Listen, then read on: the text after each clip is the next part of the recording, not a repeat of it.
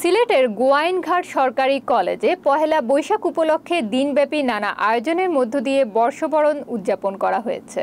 সোমবার 14 এপ্রিল সকালে শোভাযাত্রার মাধ্যমে অনুষ্ঠানে শুরু হয়। দুপুরে কলেজ হলরুমে অনুষ্ঠিত হয় দেশাত্মবোধক পল্লীগীতি, রবীন্দ্র সঙ্গীত, নজরুল সঙ্গীত, পুতুল নাচ, কবিতা আবৃত্তি, একক ও দলীয় নৃত্য সহ মনোজ্ঞ সাংস্কৃতিক অনুষ্ঠান। এতে কলেজের শিক্ষক শিক্ষার্থীরা এবং কিশোর কিশোরী ক্লাবের শিশু শিক্ষার্থীরা অংশ নেন। কলেজের অধ্যক্ষ মোহাম্মদ হাবিবুর রহমান বলেন, আমাদের মাঝে অনেক প্রতিভা রয়েছে, কিন্তু সময় ও সুযোগের অভাবে সেগুলো বিকশিত হয় না। এ ধরনের আয়োজনের মাধ্যমে আমরা সুপ্ত প্রতিভার বিকাশ ঘটানোর সুযোগ সৃষ্টি করতে পারি। তার বক্তব্যে শিক্ষক শিক্ষার্থীদের মাঝে আবেগঘন পরিবেশ সৃষ্টি হয়। নববর্ষ উদযাপন কমিটির আহ্বায়ক প্রীতিশ ক্রান্তি ঘোষ ও অপুচন্দ্র দাসের সঞ্চালনায় অনুষ্ঠানে অনুভূতি ব্যক্ত করেন শিক্ষক পরিষদের সম্পাদক মোহাম্মদ ফারুক আহমেদ, অপুচন্দ্র দাস, তপন কৃষ্ণ দেব, মনিকা শর্মা, চিত্তরঞ্জন রাজ বাংলা, ফারজানা খান তমা, পিনাক ভট্টাচার্য, আজিরা খাতুন প্রমুখ।